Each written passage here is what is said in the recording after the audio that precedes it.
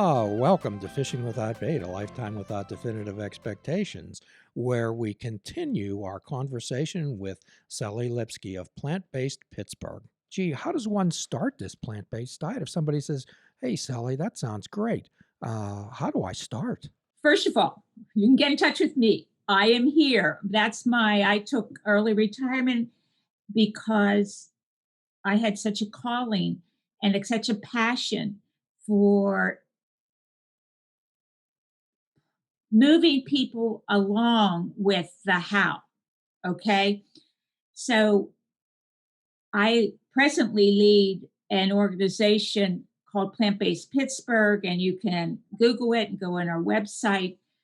Um, I wrote a book 2 years ago called Beyond Cancer: The Powerful Effect of Plant Based Eating, just with that thought that I want to give people a way, a step by step. So, integrating what I, as a professor, knew about how do people learn, how do people change habits, but integrating that whole foundation of education into all this because it can be overwhelming, totally overwhelming. Um, it's this how to go about starting to adopt, but also sustaining, because that's huge, huge. Most of the people who try to become plant-based vegan, even vegetarian, and who drop out, almost all of them say the number one reason is they feel left out. They Ah, feel alone. So I mm, did start a support group in 2014, and I had 12 people originally because I was teaching classes at local libraries, community centers, um, wherever I could, reasonably let people know about this um, power of plant-based eating. And one day a woman said, "Well, okay, this course is done, this class is done, now what?" And I said, "Well, we've got to form a support group." So um, I had 12 people in 2014 who were on my email list, and today I have 1,600 wow, on my email list. that's So tremendous. yes, yeah, it is. And I formed a nonprofit, actually, out of Plant Based Pittsburgh, because it got to before COVID. We had meetings in 4 different areas around the Pittsburgh area each month, and one cooking class each month, and special events. And I do a monthly newsletter. And we still have on our website, local directory, all these resources. And then COVID.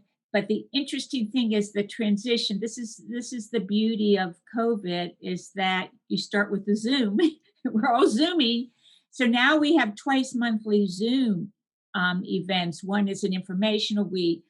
Like this Wednesday, we have a endocrinologist, a physician who Ah, works with obesity and um, metabolic issues, including type 2 diabetics. And she's going to give a presentation um, on your lifestyle and the relationship to the metabolism. And then 2 weeks later, we have a cooking demonstration. So all these we're getting people that we didn't even know existed. Montreal, somebody who knows, well, California. So yeah, that's our mission. Is our mission is to educate and to support. well, we'll certainly supply a link to your organization and also Right. put your book up on our recommended reading list. So, when we talk about lifestyle medicine, what does that mean to you, Sally? Oh yes. So lifestyle medicine, it's a growing area of medicines. So there are here in Pittsburgh. There's some primary care physicians, probably primary. Um, we have, as I said, this endocrinologist. And what it is the tenets of what makes for wellness. And the first tenet pillar is What are you consuming? What are you putting in your body? The second one is sleep, adequate sleep. Um, the next one is movement. How are you moving your body throughout the day? Exercise. And then social support is the other one. So these physicians that have been certified in lifestyle medicine sort of try to integrate. It is an integrative type of medicine that it's just going to grow and grow and grow because we have learned so much. The research, the practice is all pointing to that integration of lifestyle. So there's three prescriptions that I usually write to my patients. Number one is sleep. That's number one with a bullet. The other things aren't close uh, because good sleep can cure a lot of ills. But then we have to find out what's the reason for this disturbed sleep patterns. And then there's exercise, Sally, and you mentioned yoga. We always consider exercise as free medicine, absolutely free. And then we talk about nutrition, Yeah. which you're incorporating tonight along with the other two things. So, how did you actually sit down and say to yourself, "Okay, I'd like to do this"? How? Um, it wasn't, let's see, it's a journey and it's still a journey, as we know. Um, I started yoga in 2008 because I went to a yoga class and I was still in treatment at that point.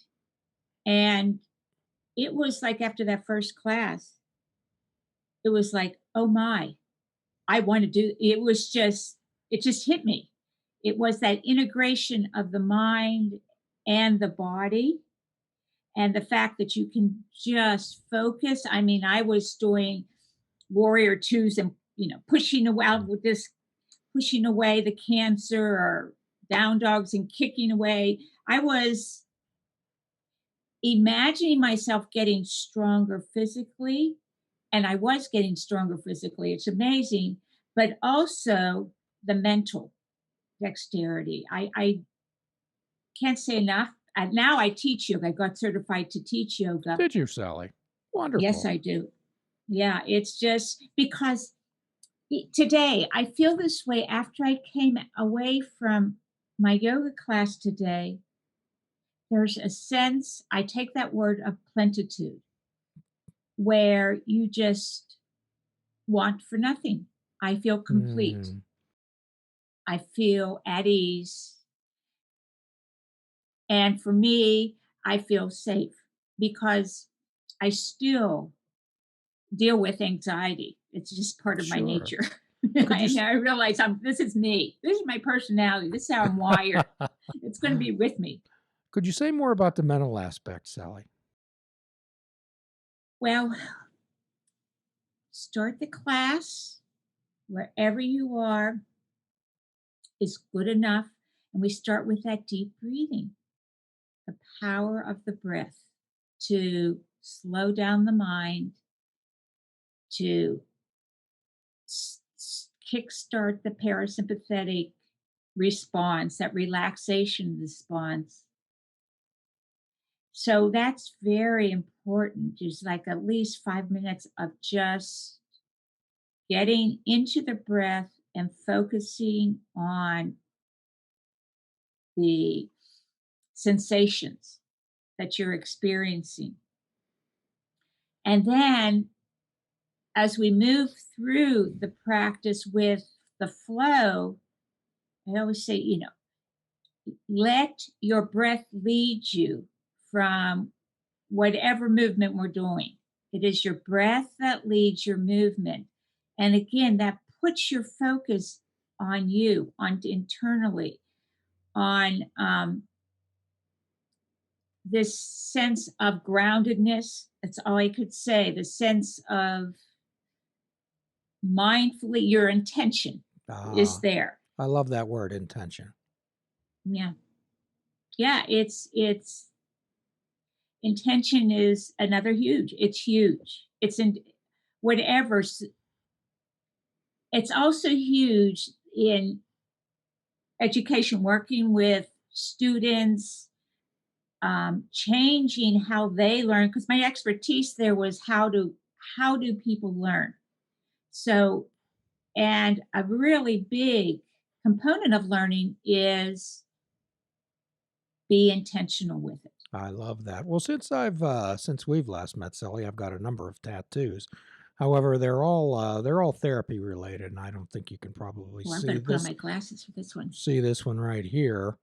I don't know if you can read it. It's abracadabra. Okay. So when you think of the word abracadabra, what comes to your mind, Sally? I think of magic. Yes, magic, making something appear. Actually, it's a real word, and it comes from the Bible's Jesus time. It's Aramaic. And roughly what it translates into, I create what I speak what I create. So we're talking about Mm. setting that intention in our mind and changing the script inside of our heads. We're readjusting those thoughts. The other thing in yoga I have to mention, it's really important, is I tell there's no such thing as perfection. It's called a practice for a reason. I call it my practice. Everyone should practice. There is not competitiveness. There's not that loud, booming music. It is an internal focus with external moves. So to say, and my first yoga teacher always said, "You're perfect wherever you are today." So I tell my students Sounds like Mr. that, Rogers. yeah, it's do what you want, what you can, you modify, you have to make it your own. And I tell that also when I'm working with people and changing their eating habits. That's really key is intention, making it your own. I love that. So, could you give us a sample diet of your own, Sally? Let's say what something you would eat for breakfast or lunch or Oh, dinner. oh yeah. So that's part of it is finding what you like and keeping the basics because I don't like to cook. That's I am not a cook. I assemble. I do not like to cook. So that's why my focus is on simplicity. If people like to cook, the world is open. I mean, it's so many recipes, but I judge recipes by length. So for breakfast, oatmeal. I love oatmeal. I have it at least once, twice a day. Today I had three times. And that's the other thing about plant based eating is you can eat a lot because it is high in the complex carbohydrates, high in the starches, which are going to give you fuel and fiber to sustain you from hour to hour. It's low in the fat and the fats and low in the proteins because we eat too many proteins. Hmm. Absolutely. We Interesting. are an over, especially the animal proteins. Wow. Yeah, we've been led down the wrong path with that. So I have oatmeal and with bananas, berries, I'll throw in some greens sometimes. Um, and then lots of potatoes. I love potatoes with you can put all kinds of all kinds of sauces on it. Soups is a big one for me, especially this weather. Today I made a mushroom soup and then I put in some leftover potatoes. See, that's how you do it. You throw in some beans, some leftover potatoes. You throw in peas. I wanted multicolor and some carrots. And you can really have a very filling meal. You know, whole grain breads are good. And I sweet tooth. Oh my gosh, chocolate. You can have chocolate because I'm a chocoholic. So dark chocolate. And you have to watch the amount though, unless you can go overboard. But I have these zucchini chocolate chip brownies that you would not know. They weren't real dark chocolate. Um, you wouldn't know that they were if I didn't tell you that they were plant based. There's no oil. I don't cook with oil. Um, I learn ways. This is part of going on it is that you can use water and broth, but our couple things that American diet has really zoomed, to use that term, in the last 30 years is the amount of cheese. There's cheese has grown so extensively, and there's actually cheese is an addictive because there's chemical in cheeses that light up the same area of the brain that as if you're on opioids. Oh boy. So when you Yes. Yes. On the website, it shows you there's a Dr. Neil Barnard, Physicians Committee of Responsible Medicine, who actually did a whole book ah, on the imaging of, well, one chapter, there's imaging of the brains eating cheese. And that's why people have such a difficult time giving up dairy, is the addictive. oh, okay. So you were talking about being a chocolateaholic earlier. Yes. And I guess when you're talking about dark chocolate, you're not talking about picking up a Snickers bar. Could you explain that Yeah. to people? Yeah. That's good. So looking for when you say dark chocolate, at least 70% cacao, because the cacao beans are very high in antioxidants. So I get cacao powder. You can get the powdered form, and I can make some using soy milk or almond milk. Put in some um, cacao or just plain cocoa powder and make a hot chocolate. Um, so you want to look for chocolate that's part the bottom line is if it has you just want to be careful there because there's still a fat content to it. And if you're getting some pre-sweetened chocolate, there's still the sugar in it. But so as I said, little bit is not going overboard. Where do fruits fit into your diet? Fruits? Yes. Oh my God, daily, multiple fruits. Fruits are the healthiest foods you can eat.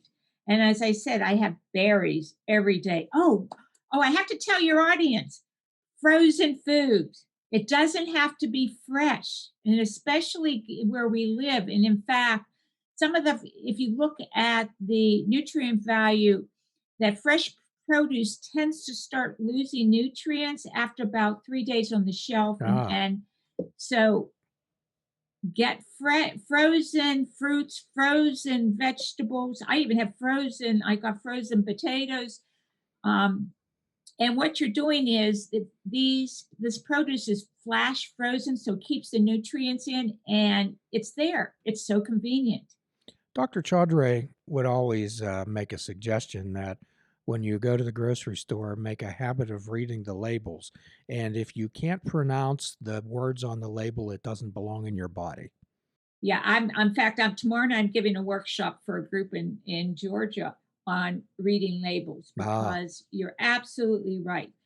They say never, ever, ever trust the packaging on a packaged product, and you absolutely look at the ingredients. well, I remember Sally at one point, my mother, when she was alive, of course, had some health problems, and the doctor wanted her to avoid too much salt.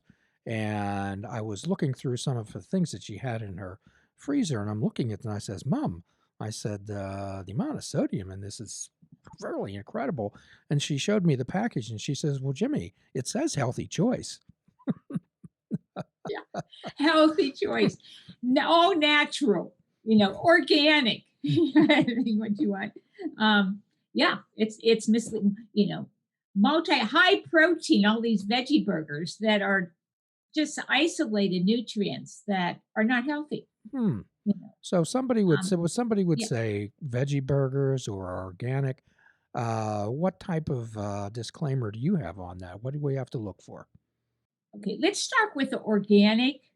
It I try to go by the environmental working group every year puts out a dirty dozen or so where the fruits and vegetables that are highest with the pesticide residue that they recommend that you buy organic, and they tend to be the thin skinned fruits and vegetables such as berries. I know strawberries is very often, sometimes carrots.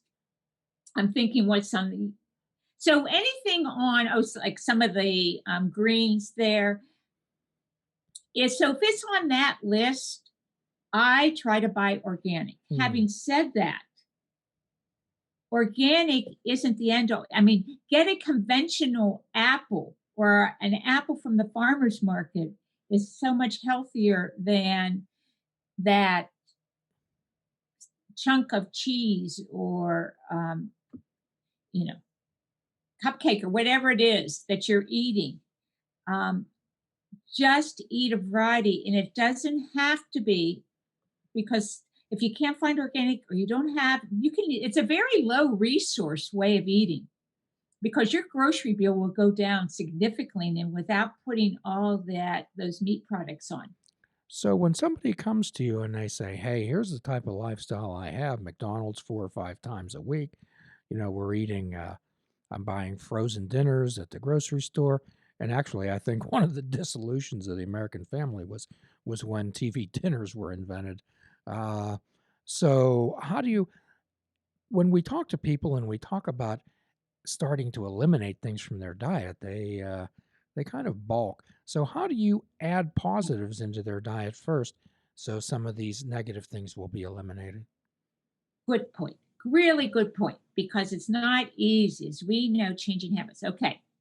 First of all, no judgment, and I don't even use the word bad foods. I don't. Instead of saying what you're eliminating, I like to say, what can you put in your diet? What can you change what you're already eating? So, for example, if people say, "What are you having for dinner?" And someone will say, "Oh, I'm having um, chicken with some mixed vegetables and a salad." Okay, and maybe a few, tater tots. Okay, so I would say start with instead of starting with that animal, that chicken, put the chicken aside and as like a side dish and make it smaller, cut it up and bring that a nice baked potato as the center. And then you can put on those vegetables, add some salsa. You want to fill yourself up as much as possible with the plant foods and then use the animal foods and dairy foods as a little bit for taste, um, or as I said, a side dish. And it's a way to change how your focus is on what it is that you want. I have, and have it in my book, but I have a 3 step meal prep. And I said, just start with each meal with what is a complex carbohydrate that you want to start with. That's your building block. That's your foundation. As I said, that gives you the fuel to get you through the day because so many people think plant based eating is eating lettuce and carrots, and that's not. Who can sustain that? You're going to get hungry, you know? That's where you grab that Snickers bar. No, you want to start with the baked potato, the oatmeal, the milk, the a whole grain baguette, or you want to start with um, some, what's it called? Polenta. I mean, whatever suits you fair, all kind of pasta, whole grain pasta, or in the morning, adding some beans, adding some, um, there you start getting the color of the vegetables and fruits. That's the second step. And then flavor it how you want to flavor it. And and make a lot. Make a lot so that you have leftovers and you have frozen food. So a person says, "Hey, I want to buy into this. Yeah. However, I have a partner at home. I have 3 teenage children. How am I going to incorporate this when Yeah. perhaps I'm getting some blowback from other people?" Well, you will. Okay. So I do have to say that there are these organizations, like I mentioned, Physicians on Committee of Responsible Medicine. It's all on the Plant Based Pittsburgh website. Um, the McDougals, the T. Colin Campbell Center for Nutrition Studies, they all have free meal plans that will get you started. Kickstart for 3 weeks. They'll give you what to make, how to make it. They'll give you support. It's right there. Having said that, if you want to, also, I should mention, is just start one day or one meal. Just take a step. If someone oftentimes say, "Where do I start?" I also say, start with the dairy. See if you can get the cow's milk out and get the soy milk. And soy is one of the healthiest foods, by the way, because it is a plant estrogen. There's a lot of misleading stuff. Or almond milk. And so if you have kids, get them into a non-dairy milk as much as possible, or non-dairy yogurts. Oh, but you asked about family. Yes. So I have the same problem. Okay. Believe it or not. I would say you want to ease them in, but I would not suggest that you cook multiple things, Hmm. because I think Interesting. that, you know, they're old enough. If they're young enough, they'll eat what you prepare. If they're old enough to bulk, then you say, okay, this is what I prepared. You can add anything you want, but I'm not making it. Ah, You good know, suggestion. you, because we have to say it's the women who do the bulk of this, who take care of the family Okay. and and that's just an extra burden that you don't need. So you lead by example. You be kind, you be open, but don't burden yourself, because it's just not worth it. Kind and open. However, here's what I have. If you want something, you can make it yourself. As yeah. So, what do you say to Mhm. people who say, in my job, occasionally I have to meet people at a restaurant to do business or mingle or some type of social event? How does a person handle that, Sally? Well, that's also in the book, because you make as part of being practical is that people work. So nowadays it's a lot of it is at home. You work, you travel, you socialize. Yeah, yeah. So that's also what I say is to own it. To So if someone says, here's a piece of meat, you can very politely say, oh, I don't eat that anymore. And you will get a lot of quizzing, you will get pushback from relatives, and you just say, hey, it's working for me.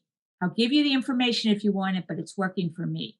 And as much as you can, let people know in advance, so that if you're going to a social event or a dinner or whatever, let them know that, oh, by the way, I don't eat such and such, but I will bring, if it's somebody's house, bring food. You're always, and I never leave. If anybody knows me, I never go anywhere without food. Oh boy. Nowhere. I have food in my purse. I have food in my car, um, because I know that I can adapt, and I will get hungry. And when I get hungry, I want food.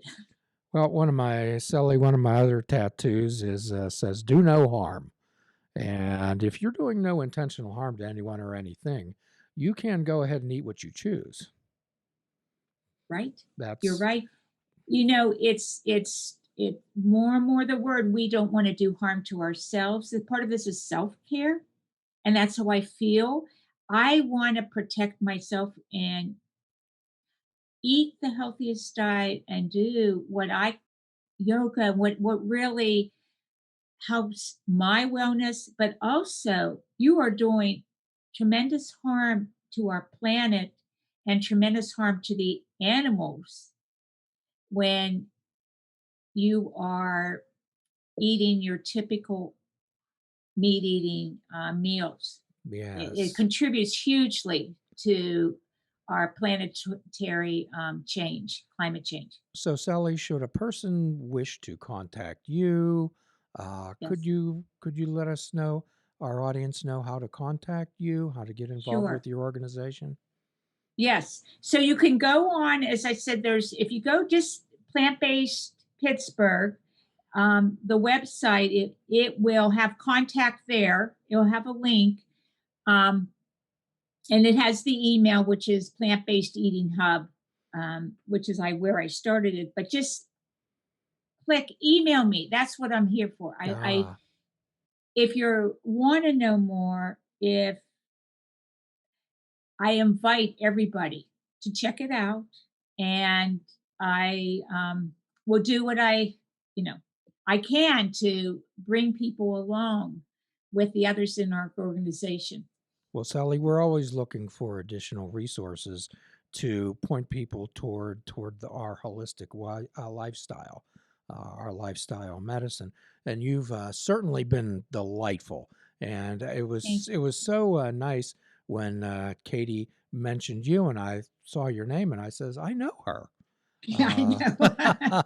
Yes, So that's great. The Sinclair family just keeps growing and growing. it does grow. Yes. So at the end of every podcast, Sally, we offer a free prescription, fruits, nuts, and vegetables, and unplug the television and take up fishing. And for a truly mindful experience, we suggest that you fish without bait. Forgive yourself and forgive another. Do a kindness for yourself and do a kindness for another. Till all are free, none are free. Namaste. Please check out our website at fishingwithoutbait.com, where you can listen to the show, comment on our discussions, and find out where you can subscribe to our podcast. If you're interested in flying the colors of Fishing Without Bait, click the shop icon on our website. We have clothing, mugs, cell phone cases, and so much more. Show the world that you fish without bait. This show is a member of the Sorgatron Media Podcast Network. Find out more at sorgatronmedia.com.